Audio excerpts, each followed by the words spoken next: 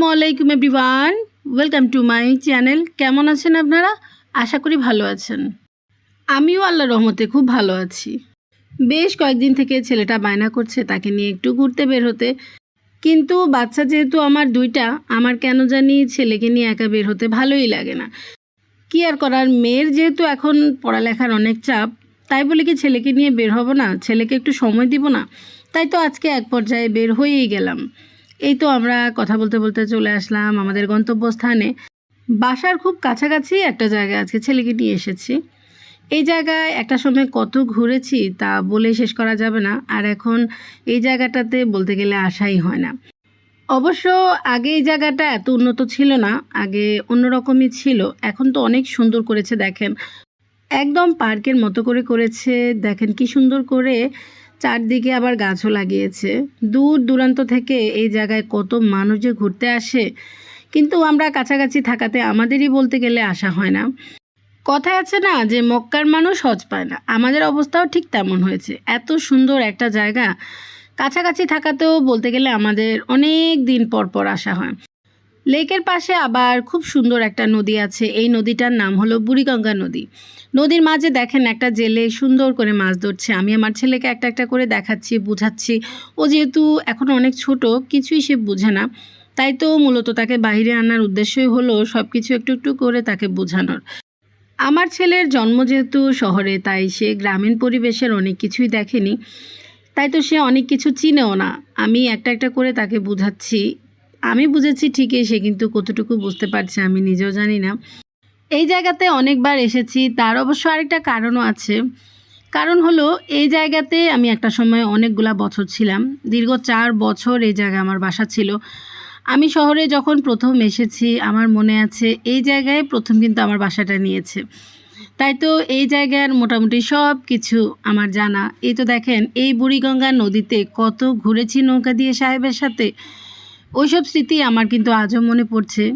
ওই সময় দেখা যায় সাহেবেরও এতটা ব্যস্তময় জীবন ছিল না, বাচ্চারা ছোট ছিল।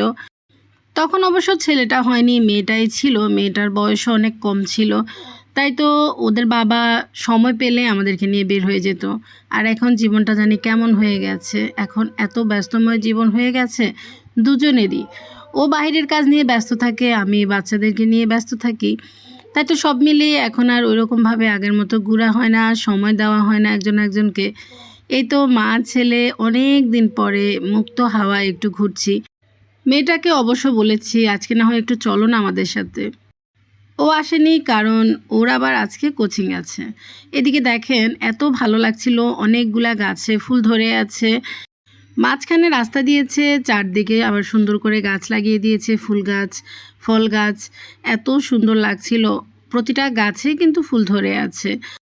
গাছের মধ্যে যদি এরকম ফুল ফুটে থাকে তাহলে দেখতে কি যে ভালো লাগে।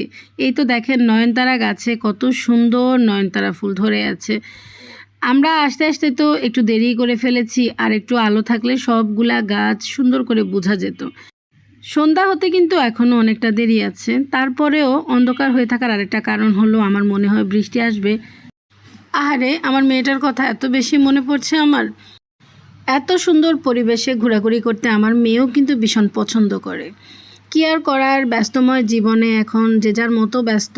ও তো পড়ালেখা নিয়েই ব্যস্ত থাকে, তাই এখন আর ঘুরতে বের হওয়ার কথা বললেও বের হতে চায় না। সবাই আমার মেয়েটার জন্য দোয়া করবেন, সামনেই কিন্তু ওর এসএসসি পরীক্ষা। আল্লাহ পাক যেন আমার মেয়ের সব মনের আশা পূরণ করে। দেখেন জায়গাটা এতটাই সুন্দর যে সবাই যে যার মতো করে ছবি তুলছে আর ঘোরাঘুরি করছে। আসলে কিন্তু ভালো লাগার মতোই একটা জায়গা, না আসলে কিন্তু এই জায়গার সৌন্দর্যটা অনুভব করা সম্ভব না। এদিকে আমরা কিন্তু মা ছেলে মিলে ঘুরতে ঘুরতে ঘাটে চলে এসেছি। ঘাটে আসার পর আমার তো খুবই ইচ্ছে করছিল নৌকায় ওঠার জন্য, যেহেতু সাহেব নেই, একা একা বাচ্চাকে নিয়ে এই রিস্কটা আমি নিইনি। তা না হলে সাহেব থাকলে কিন্তু আজকে মাস্ট নৌকাতে উঠতামই। আমার এত ভালো লাগছিল, সবাই দেখেন নৌকায় উঠে কেউ যাচ্ছে তো কেউ আসছে।